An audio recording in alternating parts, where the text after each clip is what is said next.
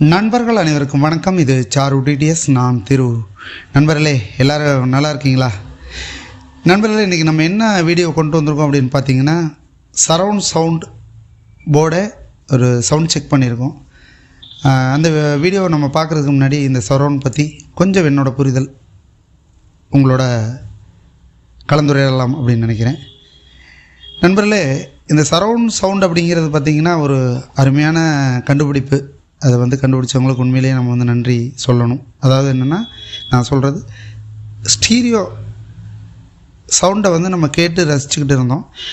அதாவது left right மட்டும். அந்த லெஃப்ட் ரைட்டில் நம்ம பாடல்களை கேட்டு ரசிச்சுட்டு இருந்தோம். அதுவும் நம்மளை மாதிரி ரசிகர்களுக்கு பார்த்திங்கன்னா இந்த 80s 90s இதில் வந்த பாடல்கள் பெரிய வரப்பிரசாதம். குறிப்பாக 90ஸில் வந்த பாடல்கள்லாம் நம்ம அதை கேட்குறவங்க உண்மையிலேயே கொடுத்து வச்சவங்க.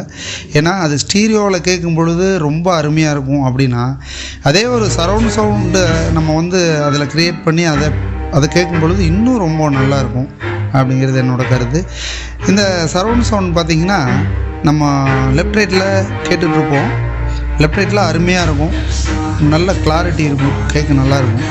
ஆனால் ஏதோ ஒரு சின்ன குறை இருக்குது. எப்படின்னா, என்னோடய புரிதலை சொல்கிறேன், இது எல்லா நண்பர்களுக்கும் அப்படி இருக்குதானு இல்லை.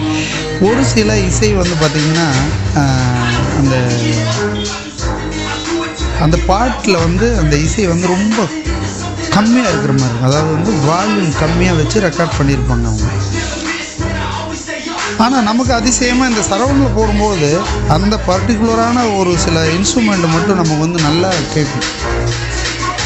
அது எதில் சாத்தியம்னா, நமக்கு இந்த சரவுண்ட் சவுண்டில் நமக்கு சாத்தியம்.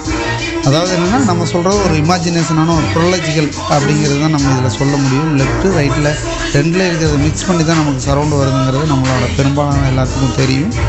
அதில் நம்ம அந்த லெஃப்ட் ரைட்டில் இருக்கக்கூடிய அந்த சப்தங்களை ரெண்டையும் ஒப்பிட்டு பார்த்து ஒரு சில இடங்களில் அது ஒரு வித்தியாசமான சவுண்டாக நமக்கு வெளியில் கொடுக்குது அப்படிங்கிறது தான் என்னோடய புரிதல். இல்லை வேறு மாதிரி எல்லாத்துக்கும் புரிதல் இருக்கலாம். என்னோடய புரிதல் நான் சொல்கிறேன், தவறுகள் இருந்தாலும் கூட சுட்டி காட்டுங்க. அப்போ இந்த லெஃப்ட் ரைட்டிலிருந்து வரக்கூடிய சத்தங்களில் அந்த நிறைய இசைக்கருவிகள் பயன்படுத்தி, அதுவும் நம்மளுடைய அதிமேதாவிகளான இசையமைப்பாளர்கள் பண்ணி வச்ச நிறைய விஷயங்களை நம்ம இன்றைக்கும் வியந்து பார்த்துட்ருக்கோம். ஏன்னா அந்த 80-90களில் பண்ணின அந்த ஒளிப்பதிவுகள் தான் உண்மையிலே நமக்கு உண்மையான ஒளிப்பதிவுகளாகவே நமக்கு தோணுது.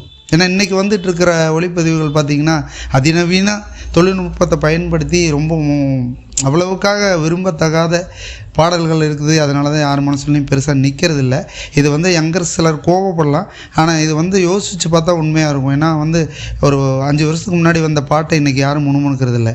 ஆனால் 30 வருஷத்துக்கு முன்னாடி வந்த பாடல்களை இன்றைக்கி அவ்வளோ பேரும் முணுமுணுத்துட்டு தான் இருக்கிறாங்க. அப்படிங்கிறது நம்ம யோசிக்கணும். அப்படிங்கிற அன்னைக்கு இருந்த உச்சபட்ச தொழில்நுட்பத்தில் செஞ்ச ஒளிப்பதிவுகள் உண்மையிலேயே நம்ம இன்றைக்கி கேட்கக்கூடிய இன்றைக்கி வரைக்கும் கேட்கக்கூடிய பாடல்களுக்கு அதுவே போதுமானதாக இருக்குது. அப்போது அளவுக்கு அதிகமான தொழில்நுட்பத்தை பயன்படுத்தி இன்றைக்கி செய்யக்கூடிய பாடல்கள், நான் குறை சொல்கிறதுக்காக சொல்ல, ஒரு ஒப்பீடுக்காக சொல்கிறேன். அப்படி வர லெஃப்ட் ரைட்டில் வரக்கூடிய அந்த சிறப்பு சப்தங்கள்லாம் நமக்கு சரவுண்டில் நல்லா வெளியில் தெளிவாக வரும். அதில் ஒரு நல்ல சரவுண்ட் போர்டை நம்ம அமைச்சிருக்கும் பொழுது அது கண்டிப்பாக நல்லாயிருக்கும், கேட்க இதமாக இருக்குங்கிறது நான் என்னோடய கருத்தாக வைக்கிறேன்.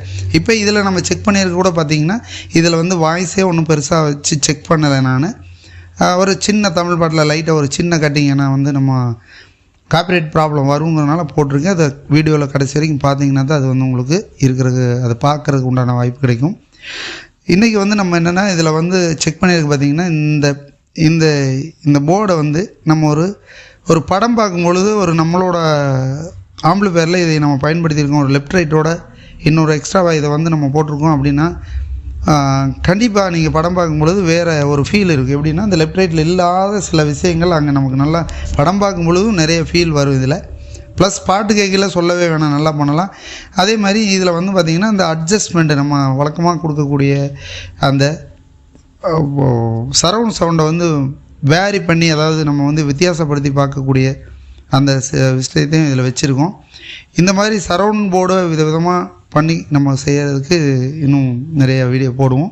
இப்போ இதிலேயே பார்த்திங்கன்னா, நம்ம இதிலேயே ஃபிக்ஸடாக கெயின் பண்ணியிருக்கோம். ஏன்னா நார்மலாக பண்ணக்கூடிய ஒரு சரவுண்டில் அதிகமான கெயின் இருக்காது, அது பொதுவானது. இப்போ இதில் நம்ம ஃபிக்ஸடாக ஒரு கெயின் பண்ணியிருக்கோம். இது பார்த்திங்கன்னா ஒரு 100 வாட்ஸுக்கோ ஒரு 50 வாட்ஸுக்கோ போட்டிங்கன்னா அதுக்கு உண்டான நல்ல தரமாக இருக்கும். நீங்கள் கூட கேட்கலாம், ஏன்னா எப்போவுமே வந்து 100 வாட்ஸ் 50 வாட்ஸ் அதை விட கீழே பண்ணுவீங்களா, பண்ணால் நல்லா இருக்குமா அப்படின்னா நல்லாயிருக்கும். இந்த ஸ்பீக்கர் மேட்சிங்கிலேருந்து எல்லாமே வந்து நம்ம சரியாக வச்சு ஒரு 10 வாட்ஸ் பேருக்கு சரவுண்ட் போட்டால் கூட வரும்.